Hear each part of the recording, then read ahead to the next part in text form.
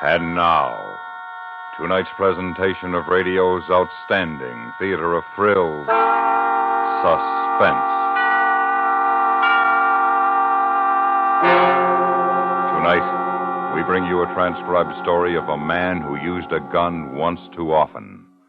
So now, starring Mr. Joseph Kearns, here is tonight's suspense play, Hold Up.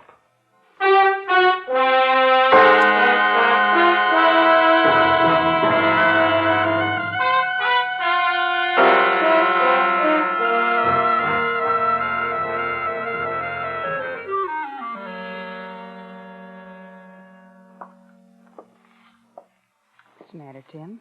What are you staring at? Never mind, Hazel. Open the cash register. Quick. Unlock the safety catch on the gun. You hear me? Tim, what's wrong? Never mind. Do what I say.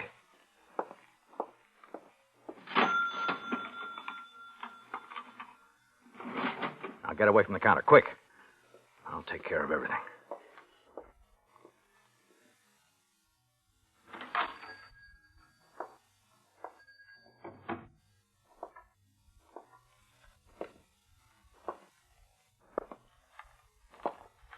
I'd like a pack of cigarettes. Any special brand? Yeah, give me the ones with the green. Okay, stay where you are, you both. This is a holdup. I haven't got much. Just give me what you got, and hurry. That a gun you got in your pocket? Just don't you try and find out, mister. Okay.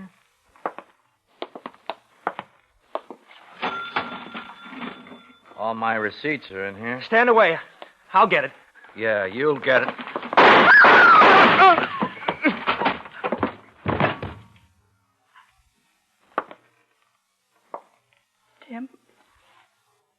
Tim, please. Stay away from here. Tim, can't you see he's already dead?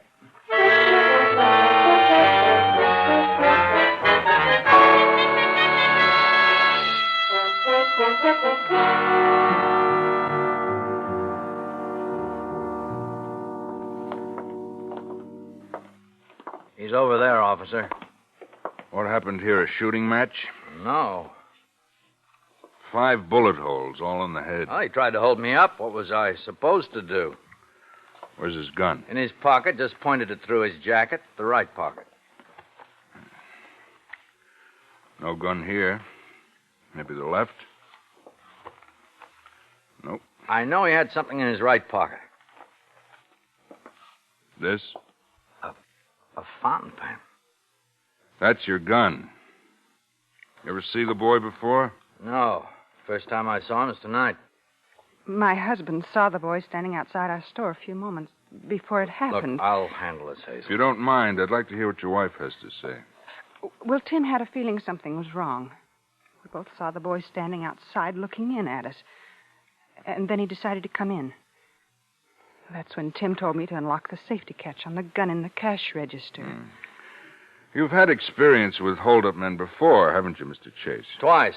You people were in on them both. Yeah, I remember. Pretty rough on them, aren't you? If you mean I don't give them a chance to rob me, yeah. Good shot, too. You don't miss. I didn't miss over there. Shooting Japs then. Shooting hoods now. What's the difference? The guy who shoots first gets to talk afterwards. How much money did you have on the premises? $15 and change. The rest was over at the house. And you shoot it out for that? Listen, I'm not in business to give money to hoodlums, gun or no gun. A thief's a thief. Better off dead. Tim, please. No. I want it known to any of these punks who want to stick me up. They'd better come in shooting, because that's the way I'll meet them. Did you notice if anyone was with the boy? No, I didn't see anyone. No, there was no one we could see. Mr. Chase, you'll have to come downtown to make a full report, just routine. Yeah, sure. Hazel, you close up when the cops are through here.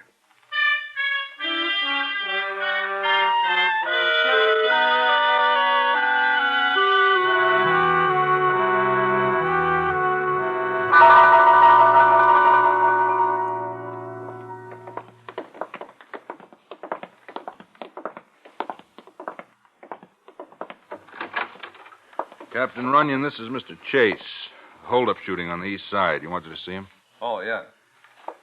Definitely a hold-up attempt, although no gun was found on or near the hold-up man. Check the victim out yet? No, not yet, but it's a kid, 19 or 20. Well, thanks, Bill. I'll call you in a few minutes. Chase, won't you sit down? Oh, yeah, sure. A cigarette? No, I don't smoke, thanks, anyway. Oh, that's all right. Chase, we've met before, haven't we? Yes, sir, about, 8 months ago. Yeah, that was the Hendricks shooting, right? That's right. Hold-up attempt. Oh, about 6 or 7 months before that, there was the, let's see. Oh, yes, the Delano killing. Hold-up, too. I remember. In each case, the hold-up man was shot and killed. So that's wrong? No, but I'd say very foolish. Look, they were trying to rob me. I killed them. What was I supposed to do? Just give them the money and wish them luck? Perhaps. What? For every hold-up man you've shot it out with, I can show you in our files a dozen dead heroes. They shot it out, too, but they were killed for their pains. Well, not me, and I never will be, because I know how to use a gun. And I know those punks, too. They're all yellow when things are equal. I know. I've killed 3 of them. And I'll kill 3 more and 3 more after that. Mr. Chase, listen, what I'm trying to say is this. Our job is to apprehend the bandit. It's not your job. You're not being paid to risk your life or shoot up your neighborhood. If there's any shooting needed, we'll do it. I don't get you, cops. A man shoots a bandit while defending his property, and then you give me a lecture. Let me put it this way.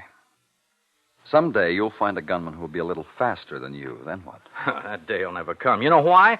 Because I know my guns. My wife thought I might be killed when I was in the Pacific, but I killed instead. Me and guns have got an understanding. Neither has failed the other yet. You're a very sure man, aren't you, Mr. Chase? Yeah, I try to be. If I'm not mistaken, you've got a boy almost that kid's age, haven't you? So? Oh, I was just thinking out loud. A terrible price the young sometimes have to pay just for a living. Hey, look, Captain, I don't feel sorry. Do you? I didn't know the boy, I couldn't say. Except, like you, I have a boy almost his age, too. But... Captain Runyon. Yes. Yes, we'll be out in a moment. I'll have a statement to make then. The newsmen want to talk with you. Take some pictures, you mind? Oh, sure, why not? Oh, yes, I forgot. We've been all over the front pages together before. Twice, in fact. It makes you an old hand at meeting the press. Maybe that's why these hoods keep trying to hold me up. It's a game. Yeah, they read about me. They all want to see if they can take me. Well, Mr. Chase, some might say that you should get a medal for shooting these hold-up men. And then, again, if it were me, I'd find me a business where I didn't need a cocked gun to ensure my profits. I manage. Yes, I guess you do. Are you ready? Sure.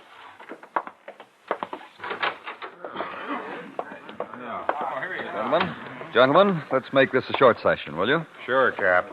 Mr. Chase, doesn't a gun pointed at you scare you? Oh, maybe at first, but if I have a gun, too, I feel a little more equal. The fear's gone. Well, do you feel your money is more important than your life when you choose to shoot it out with a hold-up man? It's not a question of which is more important. I never worry. Handling a gun is a matter of reflex. And when there's 2 of you facing each other, who has the best aim? Well, have you ever thought of moving away from where you are because of your store being the target for so many holdups? Why should I? I've got a right to make a living because a man with a gun wants to take my living away from me. Should I just give it to him? Do you feel your service experience gives you this assurance you have with guns? Oh, maybe. Well, when you see death all the time, it becomes less of a shock to you. Less important after a while. And so do people.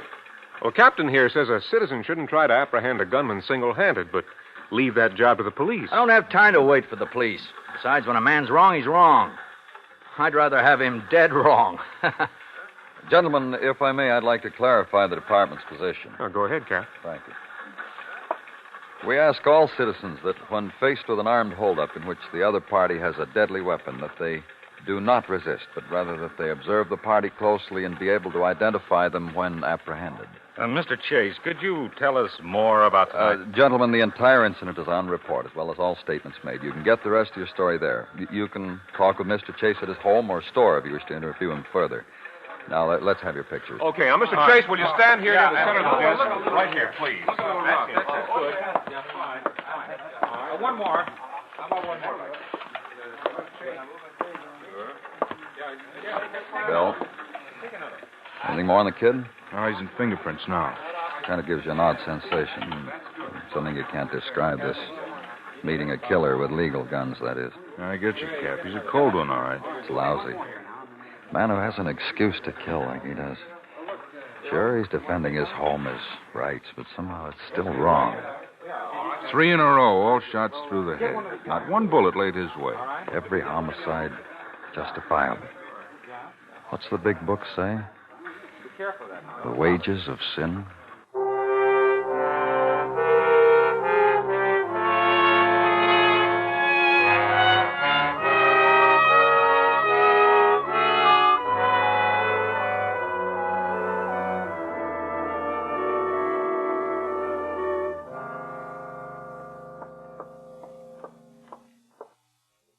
Tim, you've been up all night. Why don't we close today? No. Business as usual. We ought to get a lot of new customers with all this in the papers. I only hope Jerry doesn't read it. You hope Jerry doesn't read about me, my own son? He should be proud. He will be proud. His dad's not afraid. His dad went through a war and he came back. He can still take care of himself. And Jerry will be like me. He'll meet the world face to face. He won't take anything from anybody. I wonder. Well, what's the matter with you? Well, I'm sick of all this. The newspapers, people coming in congratulating you. For what? Oh, you're just upset, that's all. Tim, this is no good, all of this. Jerry's coming home from his first year at college, and he comes home to murder. Hazel, I don't like that kind of talk. Well, what do you call it? Well, he'd have shot me. All of them would have shot you, is that it? Hey, whose side are you on? Protect ourselves, yes, but you know that none of those people... Hazel, we're in business. I've got to protect that business. That's why I've always got a gun handy. Is it, Tim? Oh, Captain Runyon. Oh, Mr. Chase. How do you do, Mr. Chase? Fine, thank you. Like to have a little chat with you and the missus, if I might, Mr. Chase. Of course. I know that you've both been through a lot, but I feel this is important. We have very good reason to believe that the man shot here last night did have an accomplice. Oh, is that right? Yes. A brother. When'd you find out? This morning, when we got back positive identification of the boy from Washington. 2 and 2 still make 4. He had a brother who was released from state's prison only last week. What was his trouble? Robbery and attempted murder. And you people think that maybe he was outside last night? Yes.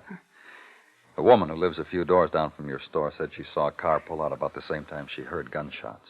So maybe he ditched his brother and doesn't want any part of us. Maybe. Maybe not. We're not paid to act on assumptions, but to always presume the worst. We're going to place a stakeout near your store for the next few nights. What if I don't want the police around my store? I don't understand. It's bad for business. I can take care of myself. That isn't the object, Mr. Chase. Our job is to catch this fellow, and if you have to be a decoy, we'd like to protect you and your wife, as well as catch our man. This guy doesn't want any part of me. You're presuming a lot, Mr. Chase. This man is a killer, too. Though I don't like to say this, he may try to avenge his brother. If I were you, I'd treat every stranger who came into my store for the next few days as the man who might not just want to rob you, but perhaps to kill you.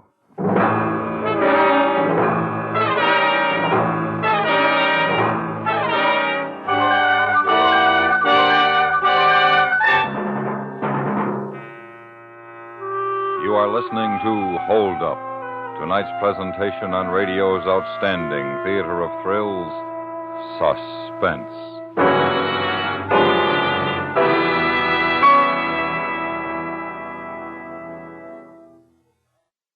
A double-barreled dramatic treat is Gunsmoke.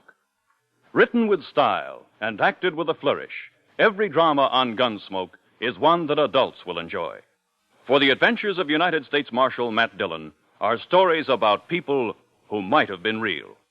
Every Saturday, every Sunday, hitch your wagon to the Star's address and let us take you back to the early days in Dodge City and set you down right smack in the middle of an exciting situation on Gunsmoke. And now we bring back to our Hollywood soundstage Mr. Joseph Kearns, starring in tonight's production, Hold Up, a tale well calculated to keep you in suspense.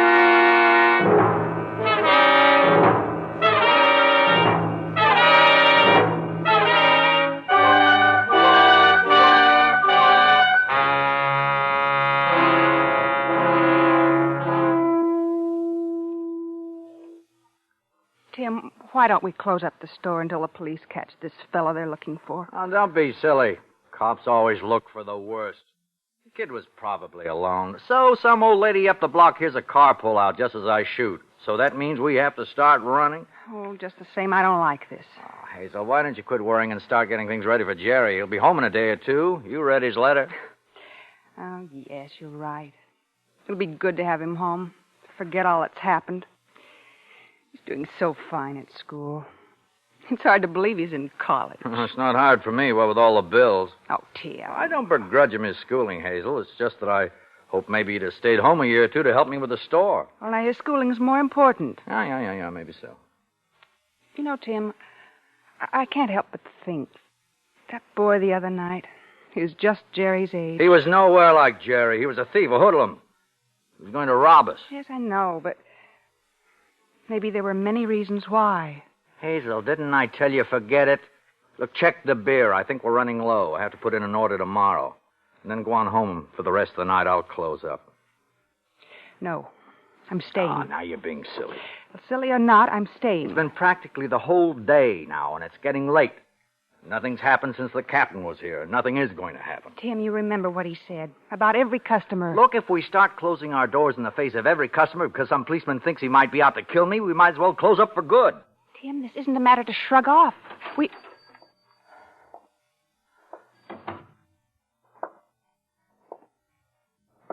Evening. Can I help you? If you can't find out what you want, just ask. I will. Oh, those are real good apples. Hood River apples. We do have wonderful apples. You know the Hood River apples? Yes, ma'am. Looks like we're going to have a storm. And it's been so nice all week. Hazel, why don't you phone... Do you have any pomegranates? I think so, over in the corner by the vegetable racks.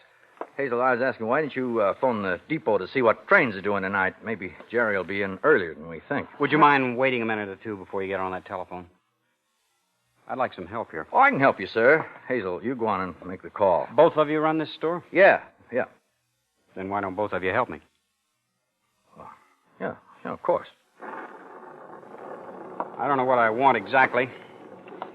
I just moved into a place near here, and I was thinking of stocking up a food supply. Oh, we'll be glad to help you.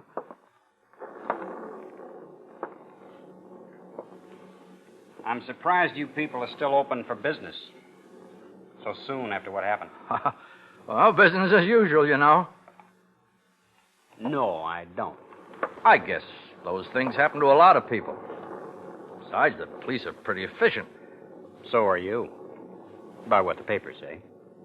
It was unfortunate. For the kid? Yeah. We're going to close very soon now, sir, if I can help you. You can. How about you and your wife picking out a lot of canned goods for me? Anything you think a bachelor might need to set up housekeeping. This is all new to me. I'd be glad to. I'll just take a moment to make this call, and then I'll be with you, dear. I thought you said you were in a hurry to close. Picking out all the things I want might take some time. Why don't you have your wife call later, huh? Hazel, come on and help me with this gentleman. All right. Thanks.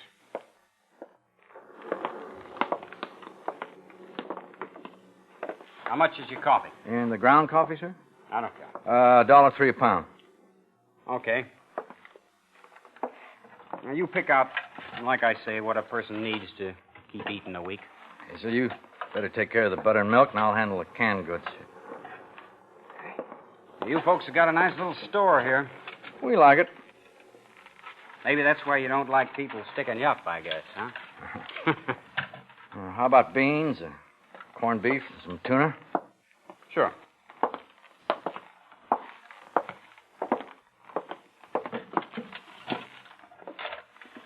All right, 2 of each be enough? Yeah.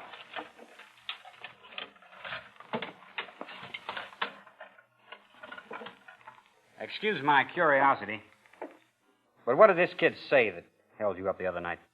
Why, I don't remember exactly. If a person held me up, I'd sure remember everything that happened. I'd always remember. Did this kid show you his gun? Thought you read about it in the papers. I did. Sometimes I forget details. I never met a man who'd stand up to a man. I mean, a kid. With a gun who was about to hold him up. I do remember the papers saying the only shots fired were yours. Clean through the head. Real clean, too. Will there be anything else, sir? Yeah.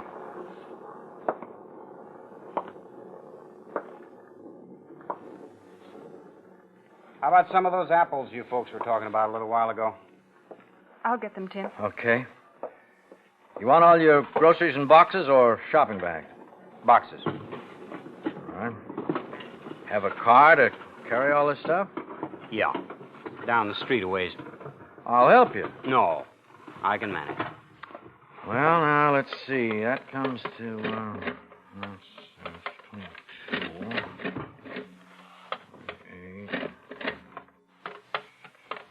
8. The paper said you only had $15 in your cash register when that kid held you up. You'll have a lot more after you finish with my bill, huh? There, that'll be $23.44. All righty. Hazel, you can get ready to close up after this gentleman leaves. Right after I called here. We're expecting our son home from college any day now. We thought he might be coming sooner than he said. You know, boys, always anxious. Yeah. That kid the other night was anxious, too. But he got over it quick, didn't he? Hello? Oh, Captain Runyon. What? Oh, wait a minute. Thank you very much, sir. Yeah.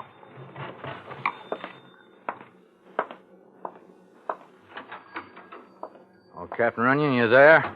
I'm sorry for the interruption. I was just finishing up with a customer. Can I help you? Yeah? Yeah? Well, what time? No sooner? Oh, nothing. Okay, thanks, Captain. What do you want, Tim? He just called to say that a team of detectives are being assigned from midnight on. Around our house, too. Tim.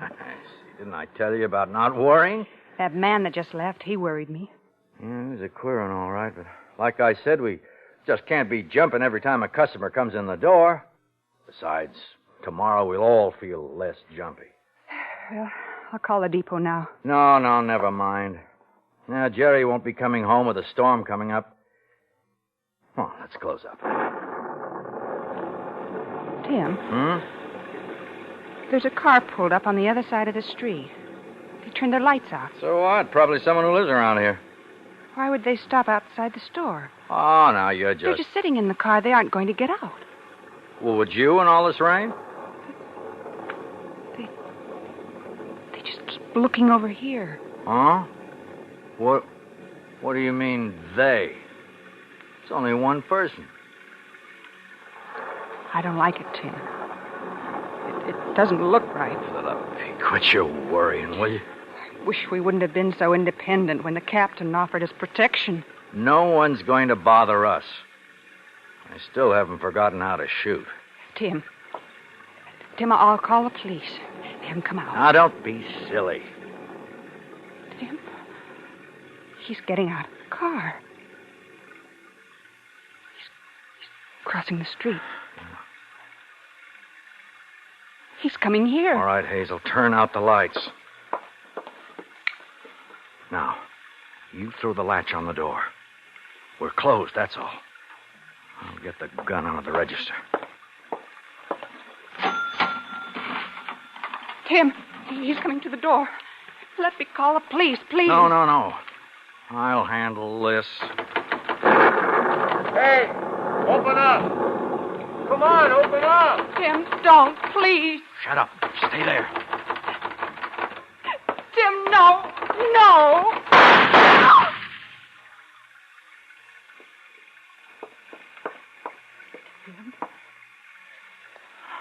Okay, you can call the police now.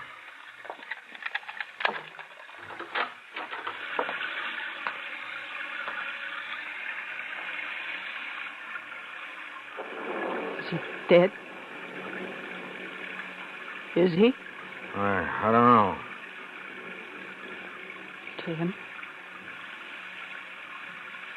Tim, turn him over. Why? Turn him over. I want to see his face.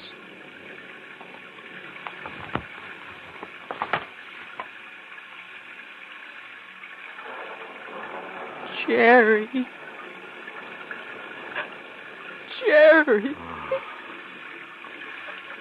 Oh, he must have got that car he was telling us about. I didn't know. I didn't expect him tonight. I didn't know.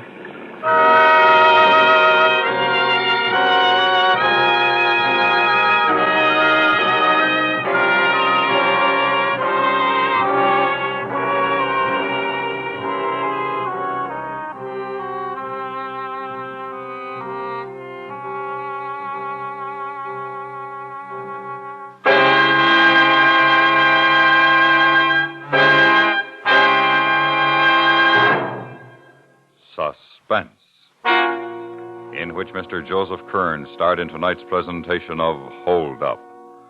Next week, we bring you a story of flight to freedom and how it ended. It is called Security Agent. That's next week on Suspense.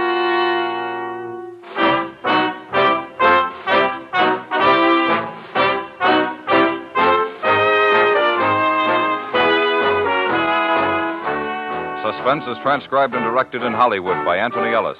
Tonight's script was written for Suspense by Jules Maitland. The music was composed and conducted by Wilbur Hatch. Featured in the cast were Alice Backus, Leonard Weinrib, Shepard Menken, Larry Thor, Byron Kane, Frank Gerstle, and Sam Edwards.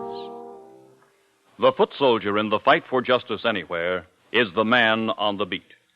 But in a big city, a policeman has many other responsibilities in addition to the big one of maintaining law and order. For no matter what the situation, the man in blue is likely to be the first one called when help is needed. Is a neighbor too noisy, a customer abusive, a woman ill, or a little boy lost? No matter what the reason, someone is sure to call the police.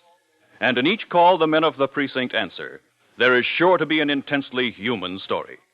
For drama as rich in emotion as it is in excitement and action, listen for 21st Precinct every Thursday night.